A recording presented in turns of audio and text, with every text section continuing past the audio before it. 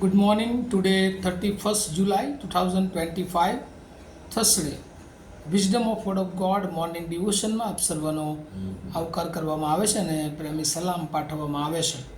આજે સવારે આપણે નીતિવચનોના પુસ્તકમાંથી એનો 14મો અધ્યાય અને એની 6ઠ્ઠી કલમ પર પ્રભુનું ટૂંકું મનન કરવા માગીએ છીએ. પ્રોવર્બ્સ ચેપ્ટર 14 વર્સ 6. અને આ પ્રભુનું વચન એ આપણને આ પ્રમાણે કહે છે: તિરસ્કાર કરનાર માણસ જ્ઞાન શોધે છે, પણ તેમને તે જડતું નથી, પણ બુદ્ધિમાનને વિદ્યા સહજ પ્રાપ્ત થાય છે. એના એવી બાઇબલ પ્રમાણે, the mockers seek wisdom and find none, but knowledge come easily to the discerning. અને આ પ્રભુનું વચન છે. અને અહીંયા બે કોન્ટ્રાસ્ટ એ આપણને જોવા મળે છે. એક બુદ્ધિમાન માણસ અને બીજો તિરસ્કાર કરનાર માણસ. અને આ બંને વચ્ચેનો જે તફાવત છે, જે ભેદભાવ છે, એ બધી બાબતો આપણે જોઈએ છે. અને એટલે ખાસ કરીને જો આને એક થીમ અથવા મુદ્રાલેખમાં આપણે જોઈએ તો wisdom those who acquired it, જ્ઞાન જેઓ પ્રાપ્ત કરે છે. કોણ જ્ઞાન પ્રાપ્ત કરે છે? તો કહે છે કે જે લોકો બુદ્ધિમાન છે. હવે બુદ્ધિમાન એટલે શું? સમજદાર છે. બીજા અર્થમાં, જે લોકો એ પ્રભુની ઓળખમાં છે અને વચનોને પોતાના જીવનમાં ખાલી સાંભળતા જ નથી, પરંતુ સ્વીકારે છે, એવા લોકોને એ આ વિદ્યા અથવા આ નોલેજ બહુ સરળતાથી મળી જાય છે. કારણ કે જ્યારે એમને જ્ઞાનની જરૂર હોય છે ત્યારે બહુ નમ્રતાથી એ પ્રભુની પાસે જાય છે.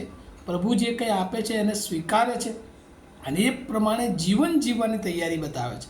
અને એટલા માટે એમને જે કંઈ જોઈએ છે એ બહુ સરળતાથી મળી જતું હોય છે. પણ બીજી તરફ, કે જે મસ્કરી કરનાર છે, જે તિરસ્કાર કરનાર છે, જે વચનોને જુદી રીતે એ મરોડીને એ જુદા અર્થો નીકાળે છે, અને એ લોકો કહે છે કે ઈશ્વરનો નકાર કરે છે અને તેઓ જ્ઞાનને શોધે છે, પણ જ્ઞાન તેઓને મળતું નથી. અને ગઈકાલે પણ આપણે એ શાસ્ત્ર ભાગ વાંચ્યો હતો, માર્કથી 13:15-19, કે જે બોલે છે, સાંભળે છે, કાન ધરે છે, પણ એમને કશું સમજાતું નથી. આંખો છે પણ કશું દેખાતું નથી.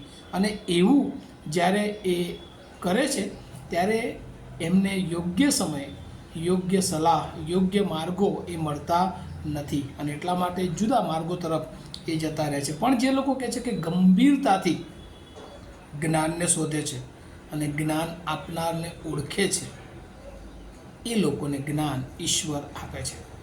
આજના દિવસોમાં જો આપણે જોઈએ તો વચનોની વાત પણ આવી જ છે. કેટલાક લોકો રોજ નિયમિત એ પ્રભુનું વચન વાંચતા હોય છે, બાઇબલ વાંચતા હોય છે, પણ એ ક્રમ બનાવ્યો છે કે વાંચવું છે અને વાંચે છે. અને એટલા માટે એ એમની જાતને સંતોષ આપે છે કે ભાઈ અમારે વાંચવાનો ક્રમ બનાવ્યો હતો અને વાંચી લીધું. પણ ઘણી બધી વારે શું વાંચ્યું એ એમને પોતાને ખબર હોતી નથી. એ શું એમાંથી એ શીખ્યા એ પોતાને એ ખબર હોતી નથી. કારણ કે એ તો એક ક્રમ પ્રમાણે, એક ટ્રેડિશન પ્રમાણે ખાલી વાંચે છે.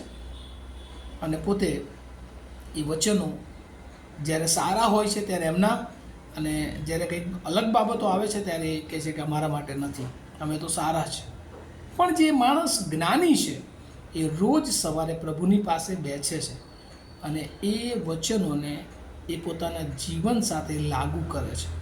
અને જીવનમાં જ્યાં એને ઈશ્વરના વચનો પ્રમાણે પોતાના જીવનમાં જ્યાં ખૂટતી બાબતો લાગે છે એ બાબતોને તે સ્વીકારે છે અને એ પ્રમાણે નિર્ણય કરીને, કબૂલાત કરીને એ વચનો પ્રમાણે જીવન જીવવા માટે પ્રયત્ન કરે છે. અને પ્રભુ એ આપણી પાસે આ જ ચાહે છે. થિયોલોજીમાં એને સેન્ક્ટિફિકેશન ને એટલે પવિત્રીકરણની પ્રક્રિયા કહે છે કે રોજે રોજ આપણે બધા, કોઈ સંપૂર્ણ નથી, આપણે બધા જ અપૂર્ણ છીએ, પણ રોજે રોજ વચનો દ્વારા આપણે આપણી જાતને તપાસવાની છે. અને પ્રભુ આવે ત્યાં સુધી સતત આપણા જીવનને આપણે પ્રભુની સમક્ષતામાં મૂકીને પ્રભુને મળવાના માટે તૈયાર કરવાનું છે. અને આ આત્મિક વૃદ્ધિનો એક ભાગ છે. અને એટલે વચનો વાંચવા એ સારા છે, ખોટું નથી, પણ એ વચનો પર મનન કરવું. અને ખાસ કરીને મનન કરવું એટલે શું? એ વચનોમાં શું રહસ્ય છે એને જાણીએ અને ખાસ કરીને પોતાના જીવનને માટે એ વચનો પ્રભુએ કેમ આપ્યા, પ્રભુ એ વચનો દ્વારા આપણા જીવનમાં શું શિક્ષણ આપવા માગે છે, કઈ બાબતો આપણા જીવનોમાં છે કે જે પ્રભુ ચાહે છે, અને કઈ બાબતો એવી છે કે જે આપણા જીવનમાંથી પ્રભુ કાઢી નાખવા માગે છે. અને વાલાઓ, આવો આપણા જીવનને આ વચનોની સાથે સરખાવીએ. ઘણી બધી વાર જ્ઞાન એ આપણે શોધીએ છીએ પણ મળતું નથી. કેમ? કારણ કે આપણે એને ગંભીરતાથી જોતા નથી. અને કેટલાક લોકો એનો નકાર કરે છે, એટલે ગમે એટલું શોધે છે પણ એને મળતું નથી. પ્રભુ આપણને એ જ્ઞાન આપ્યું છે, એ બુદ્ધિ આપી છે, ડાપણ આપી છે કે રોજ આપણે એની નિકટતામાં જઈએ, રોજ એની પ્રાર્થનામાં નમીએ, રોજ એ ઘણા બધા લોકોને માટે આપણે સેવામાં વપરાઈએ. અને પ્રભુ એવું ચાહે છે ત્યારે આપણા જીવનને પ્રભુની સમક્ષતામાં મૂકીએ અને પ્રભુને માટે આપણે કહીએ કે પ્રભુ એ આપણો કુંભાર બને, આપણે એની માટી બનીએ અને રોજ એમાંથી એ બાબતો કે આપણા પોતાના માટે તો ફળવંત હોય પણ ઘણા બધાને માટે આપણું જીવન ફળવંત બને એવી કૃપા માગીએ છીએ. આવું આપણે પ્રાર્થના કરીએ. અમારા જીવંત અને દયાળુ ઈશ્વર, આજે ફરી એકવાર બુદ્ધિમાન માણસ અને તિરસ્કાર કરનાર માણસ, આ બંને વચ્ચેની જે ભેદરેખા તમે અમને સમજાવી છે, ત્યારે પ્રભુ અમે બુદ્ધિમાન બનીને રોજ તમારા વચનોનો સ્વીકાર કરીએ, તમને પસંદ પડતું જીવન જીવીએ. અને પ્રભુ વચનો અમારા જીવનોમાં પ્રભુ જે સારી નરસી બાબતોમાંથી અમને આગળ લઈ જવાને માટે મદદ કરે છે, ત્યારે તમારા આત્માની દોરવણી સાથે એ વચનો અમે સ્વીકારીએ અને રોજ નમ્ર બનીને પ્રભુ અમે તમારામાં આત્મિક વૃદ્ધિ પામતા રહીએ એવી કૃપા માગતા મારી પ્રાર્થના ઈસુ પ્રભુના નામમાં સાંભળો, તેનો સ્વીકાર કરો. Amen. Have a nice day to all of you. Thank you.